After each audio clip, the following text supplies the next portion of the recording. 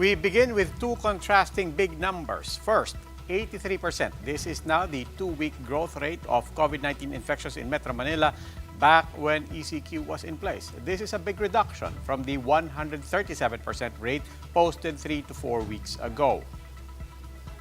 But there's still no room for complacency across the country. Cases continue to rise. Our second big number, 20%.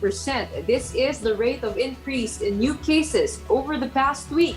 From a daily average of 12,000 cases in the second week of August, cases now go as high as 16,000.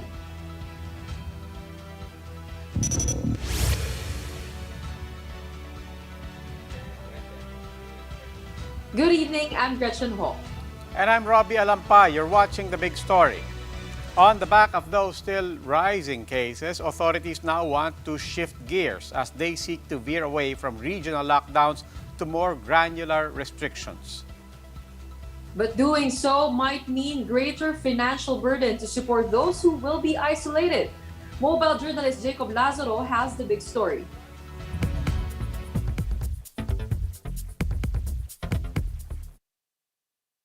In the aftermath of the 2 weeks lockdown, the numbers continue to reach new highs. This week, the country had the highest number of new COVID cases for the whole country at 18,332. But the health department says expect the numbers to climb even further. In the past week, new cases in the country spiked by 20%, from a 12,000 average in the second week of August to 15 to 16,000 cases. Authorities are hoping that the numbers will stabilize in a week or two. Pero tayo ay nagsimula kasi ngayon ng around an average of 5,000 cases per day. And we will really see, as we haven't yet felt the full effect of our ECQ. The government is shifting strategies to contain the virus, while at the same time letting the economy breathe. Interior Undersecretary Ipamaco Dancing said they will now be enforcing granular lockdowns. This means locking down specific barangays, subdivisions, poroks, and even streets where an infection is raging instead of whole regions or provinces. Authorities will go house to house to conduct mass testing and contact tracing. Pag nilockdown mo ang isang subdivision, ang isang kanto, ang mga ilang bahay, talagang hindi mo papayagang lumabas ang mga tao dun sa area yon. According to MMDA Chairman Ben-Hur Abalos, there are already 3,600 places under granular lockdown in Metro Manila. But the granular lockdown also bring their own set of challenges. The LGUs must provide at least for the meals. Baka bandang huli, magsawa na mag-lockdown ito dahil wala sa pambigay ng ano. Abalos said they would need the help of the national government. The national government intends to renew the contracts of some 7,000 contact tracers in NCR, whose contracts are about to expire this month. But despite the calls of the DOH to ramp up active case finding, there are still no plans to hire more contact tracers. Instead, the national government leaves it to the LGUs, whose resources are already dwindling, to ramp up testing and tracing through different strategies. I'm Jacob Lazaro, and we are One News. Are granular lockdowns really the way to go? And how does government plan to go about it? To answer that, we have with us National Task Force Against COVID-19 spokesperson, General Restituto Padilla. Good evening, General Padilla. Welcome again to The Big Story. Good evening, Robbie, and good evening to all our televiewers. Sir, this really, granular lockdown, it really shifts a lot of the responsibility and the burden to LGUs. But alam naman po natin, iba-iba yung capacity ng mga LGUs. Will there be any kind of, guarantee that we can at least ensure some kind of a standard minimum when it comes to implementing granular lockdowns? Well, granular lockdowns are the way to go. And as I heard from your report, which is rightly so, this is to allow the economy to breathe. So this is the delicate balancing act that we are already in. And since last year, we've been talking about this.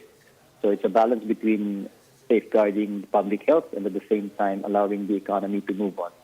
And we are facing a different kind of variant. And this variant is much more infectious than what we had previously. So we have to really weave through this kind of situation that we are in. And as you were asking, what is the standard treatment? So at least a minimum is to provide for the food requirements of all our citizens who are being asked to stay at home, because most of the infections actually are happening within the families. That's the nature of the variant. And the high viral load that one has and remaining asymptomatic for a day, he may be careful when he is outside so he doesn't infect others, but when he gets home, he tends to put his guard down, and then thereby the infection among the family occurs. So that's why the granular lockdown is helping much, because it is keeping the cases within the communities, within the families, and if we can keep that down, so much better for everyone. But General, as they say, the devil is in the details. Many LGUs have had experience with granular lockdowns, but when you look at the details and the different experiences of different LGUs, what are some best practices as well as some reminders for LGUs as they implement granular lockdowns?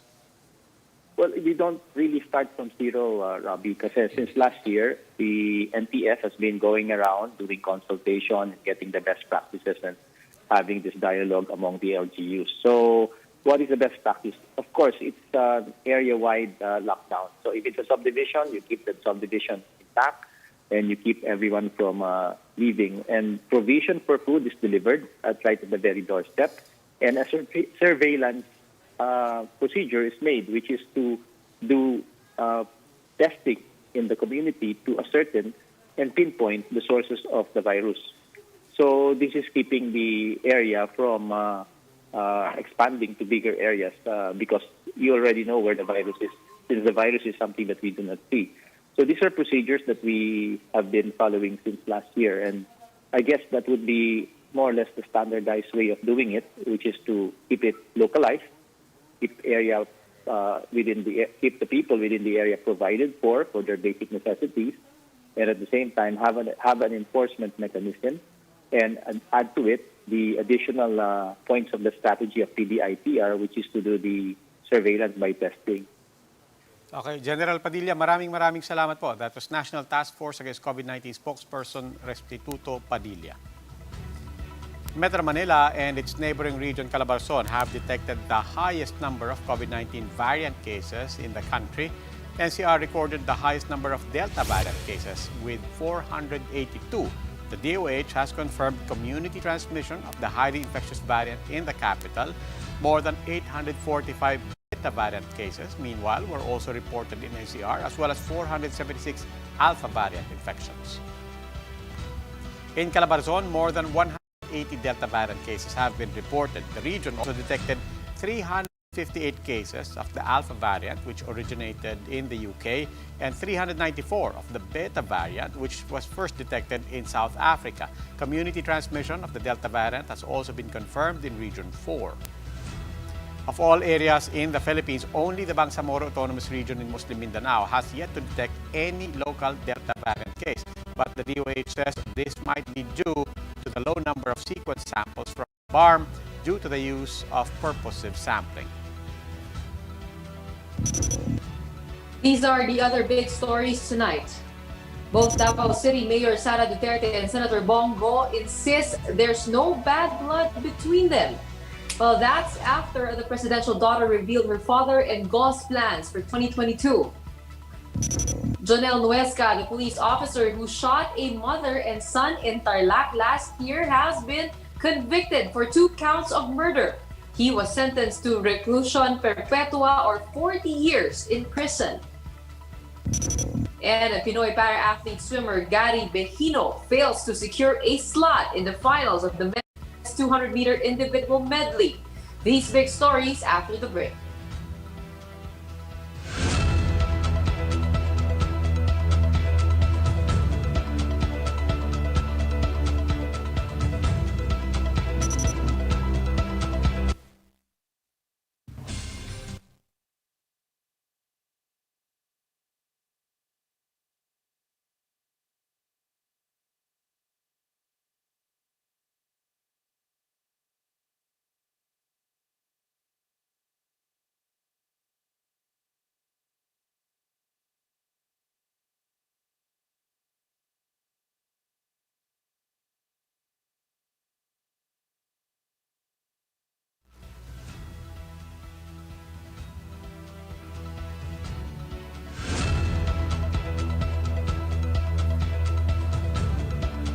Good evening. You're still watching The Big Story. I'm Robbie Alampay.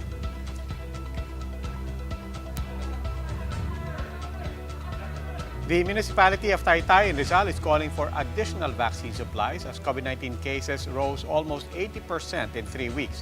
Taytay's mayor believes the situation is just as worse as NCR's, where most of their residents work. Arian Columbiran with the details. Taytay Rizal, a municipality roughly 40 minutes away from Metro Manila, is seeing an alarming rise in COVID-19 cases. Infections soared 80% in less than 3 weeks. From nearly 70 cases in the first week of August, infections climbed to almost 350. Mayor Joric Gacula tells One News Agenda the situation in Taytay is just as alarming as that of NCR's. He notes Taytay's proximity from the capital may have played a huge role in the rise of cases. Dito sa amin sa Taytay, since we have a border with Taguig City and Pasig City, and most of the residents here are working in Metro Manila. Neighboring cities in the 1st District of Rizal are also located near Metro Manila LGUs like Pasig, Taguig, and Quezon City. These 3 cities have been tagged as high-risk areas by the DOH. Just today, Quezon City had the highest number of COVID-19 cases in the entire country. Adding to the fear is Taytay's own population, one of the highest for municipalities in the country. Most of the people residing in the 1st District of Rizal work in Metro Manila. Nga sila yung everyday nagko-commute, nagtatrabaho sa Metro Manila na exposed sa COVID-19 infection. Despite the situation, Taytay is not getting the same amount of vaccines as NCR does. Gacula is now appealing to the government to allocate more COVID-19 jabs to the city. There are days that we don't have vaccines, and we still wait for the supply of the DOH.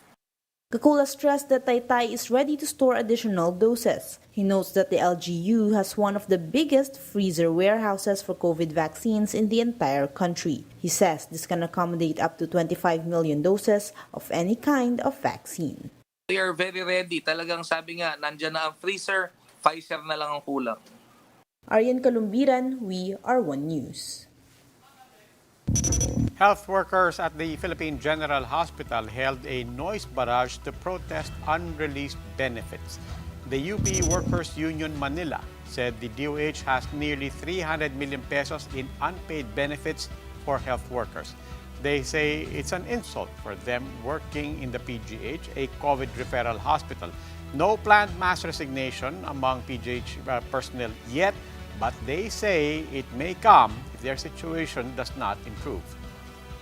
Meron nga mga bagong hire pa lang nagre-resign na dahil nga po yung banta sa COVID ay laging nandyan at nakakabahala sa bawat health workers. Tapos eto pa yung mararanasan mo na delayed yung mga benepisyo, kulang, bitin at kailangan mo pang irally para lang po maibigay. PhilHealth is also lamenting their situation, calling it unfair that hospitals are going against them for implementing regulations. PhilHealth President Dante Giran insists it is part of their job to ensure only valid claims get paid. Ito, I opened my heart. Bugbog na po kami. No less than yan, si Dr. Almora tumawag sa akin. Nagsusuri po sa akin na he was just overreacting. Meanwhile, due to the COVID-19 surge in India, more call center jobs are expected to open in the Philippines this year. But the thing is, employees outside NCR are not getting vaccinated fast enough. Pamela Vasquez has the story.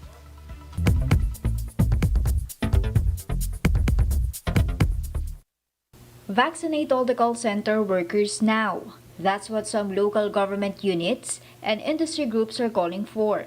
In Taytay Rizal, Mayor Joric Gacula says most of their recent COVID-19 cases are employees of business process outsourcing or BPO firms that are based in Manila, many of them between 20 to 45 years old. Medyo tumaas yung sector na yan dahil nga sila yung everyday nagko-commute, nagtatrabaho sa Metro Manila na exposed sa COVID-19 infection. The country's call center industry is the second largest in the world and employs more than 1.2 million people. They're considered an essential industry and allowed by the government to keep operating even during ECQ. And because of the surge in India, more companies are expected to move here. We closed 2020 with 23,000 more jobs. Some of the companies abroad have shifted their operations and possibly 50,000 additional jobs and probably 180,000 additional jobs in the next 2 years. Salvador says one of the other things attracting talent to the industry is the work-from-home scheme. Call centers registered in PEZA eco-zones have been given until next year to continue this arrangement. Our clients have seen that there are other benefits to working from home. Increased productivity, providing job opportunities beyond Metro Manila. The group says in future, most companies will likely employ a hybrid setup, wherein a portion of the staff will continue working from home, while others have to go to the office. I'm Pamela Vasquez and we are One News.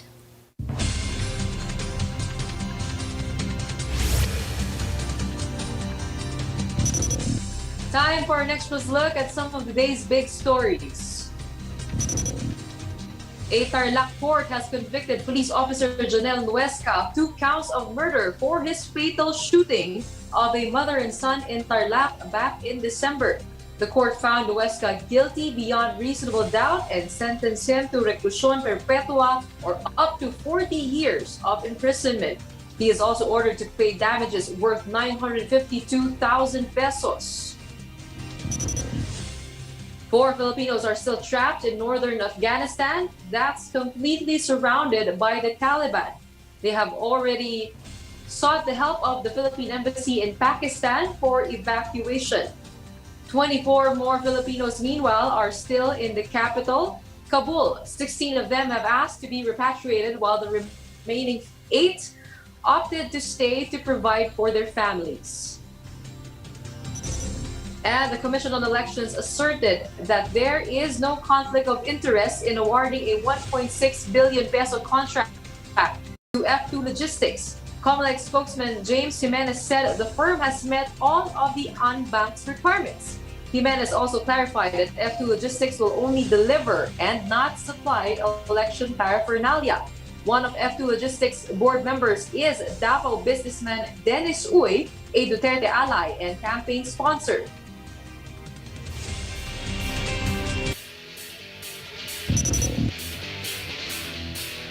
Now for the big story in sports, Pinoy swimmer Gary Bejino falls short in his first event in Tokyo.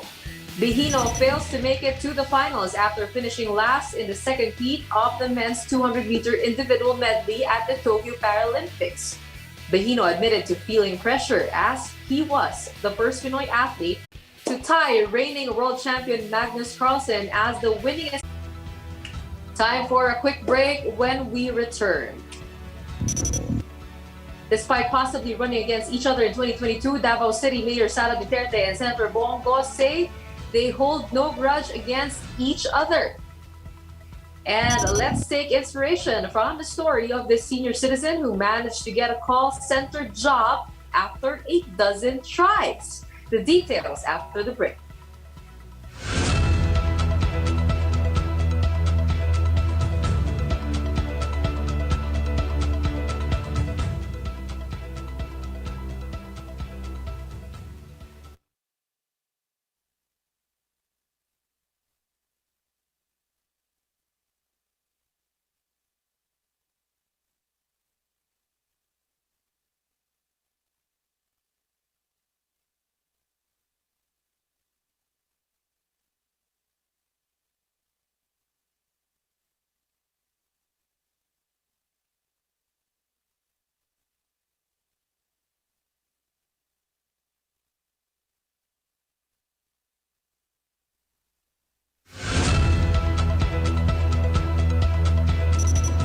Good evening. You're still watching The Big Story. I'm Robbie Alampay. PDP Laban is sticking with the Go Duterte ticket for 2022, even with speculations of Davao City Mayor Sara Duterte being their real standard bearer. Heads are now swinging back and forth on who are the PDP Laban's real bets. If you ask Malacanang, it's better to wait until the Duterte family discusses plans amongst themselves. Mayan Los Baños with the story. There's no bad blood between presidential daughter Davao City Mayor Sara Duterte and her father's longtime aide Senator Bong Go. Kung anong pagmamahal ko sa tatay, ganun din po ang pagmamahal ko sa mga anak. Alam ni Pangulong Duterte yan. Even the younger Duterte clarified that she holds no grudge against Go. Mayor Sara revealed on Wednesday that her father suggested she support the Go Duterte ticket or take Senator Go as her vice president. A close friend of hers think this is unlikely. If you look at it, parang ayaw niya maging running mate si Bongo. Yun lang. Yun ang kita ko. But Go running for vice president is not an option, at least for the Cusi faction of PDP Laban. They are committing to a Go Duterte tandem in 2022. The question now is, will Senator Bongo eventually agree to run for president? And if he doesn't, what is the party's plan B? Matibag says they will cross the bridge when they get there. So we'll just answer it when it's there. But in the meantime, ang sagot ko dyan, we will go through the process kung naman yung mangyari. And we'll prepare for any eventuality. The PDP Laban camp of Senators Manny Pacquiao and Coco Pimentel earlier said the Go Duterte plan may just be a smokescreen for the Cusi camp's real standard bearer, Mayor Sara. Matibag says the other PDP Laban group owes Mayor Sara an apology. I agree with Mayor Sara Duterte na hindi dapat sinasama yung pangalan. Political analyst Dean Dumanhit believes Mayor Sara will decide to run for president but not under PDP Laban.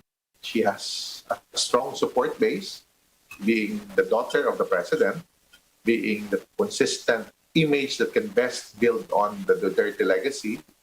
But she will run not under PDP Laban. For now, Malacanang says it's better to let pre-election season talks run its course and let the Dutertes iron out their plans for next year. Delicadeza dictates that only one Duterte will run. So, since only one Duterte will run, and in his perception, the Mayor Sara will not run, then he can run for vice president. But, alam nyo, nothing is final, no, until October. And meanwhile, this is a family matter, no. So, I would hope that the rest of the nation give the father and the daughter breathing space to discuss. Reporting for News 5, Mean Los Baños, we are One News.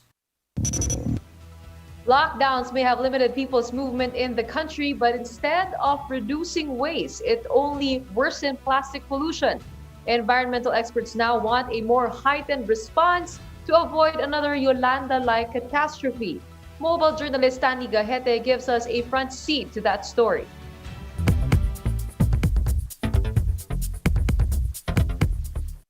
Human mobility and activity slowed down after the coronavirus outbreak, giving Mother Earth a break. But experts said the pandemic has worsened pollution and continued to endanger the world. As people stayed at their homes, new businesses blossomed driven by online shopping and food delivery, but created a new problem: plastics. Plastic packaging, face masks and face shields are choking river systems and the seas, worse than pre-pandemic levels. The number of ratio multiplied by the number of population in a city. Puso pa ngayon ang mga delivery online. It worsened.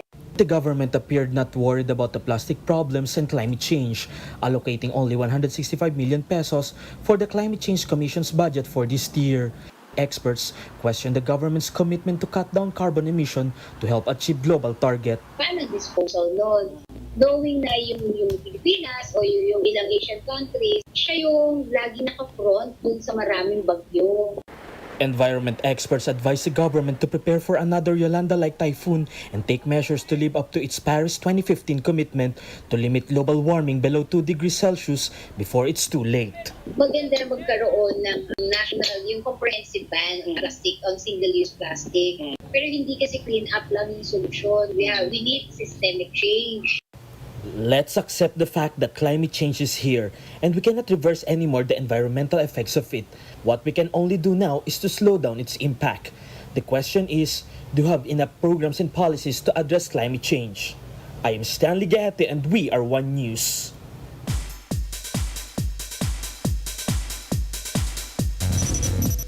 To stumble across Nadine Lustre at a sari-sari store must be your fans' wildest dream. And that's what happened to a certain Ara May Conte in Siargao. Ara saw a makeup-free Nadine in her bikini top and denim shorts as she buys a bottle of condiment. Gushing over Nadia's barefaced beauty, Ara took a photo of her in secret. The shot has already gone viral on social media and even sparked memes which Nadine herself has shared. This user photoshopped himself beside his babe as they supposedly argue which condiment is best for pritong galunggong. Another user parodied the shot, supposedly buying a bottle of bleach. This one juxtaposed the viral photo with an old snap of a chic Nadine. Nadine also tweeted that she had used the condiment for lechon manok. The actress-singer appears to be in Siargao for quite a while, based on her Instagram posts. Nick Garcia, We Are One News. As the Japanese proverb goes, fall down 7 times, stand up 8. That's what a 66-year-old man has done, inspiring lots of netizens. In Maria Kausing's now viral post, she said an old man bought her old computer table. Maria told News 5 the 66-year-old will be using it for his work-from-home setup as a call center agent. What made this account more inspiring is that he says he faced 12 job rejections first. Maria urged the public to follow the man's example of perseverance. Nakakatuwa naman, ano? No matter what age you are, you can still find a job. Oo, di ba? I mean, what's your excuse? Si Manong talagang inspiration sa atin lahat. Para lately, Gretch, hindi tayo nauubusan ng mga inspiring stories, ha? Oo nga araw-araw. Sana lagi, sana everyday. Kailangan na kailangan natin yan. So let's take after him. Bukod sa, syempre pagkakakitaan, maganda rin naman magpaka-busy ngayon para hindi natin maisip yung pandemya na nasa labas ng ating mga tahanan. Ingat pa rin, pero tuloy pa rin ang buhay. Tama. Well, that wraps up today's big story. Catch us again tomorrow at 8 p.m. on Signal Channels 8 and 250. Please like our Facebook page, One News. For more in-depth analysis, visit our webpage, onenews.ph. Mask on. Wash hands. And stay safe, Philippines. I'm Robbie Alampay. And I'm Gretchen Ho. We are One News. Have a good evening.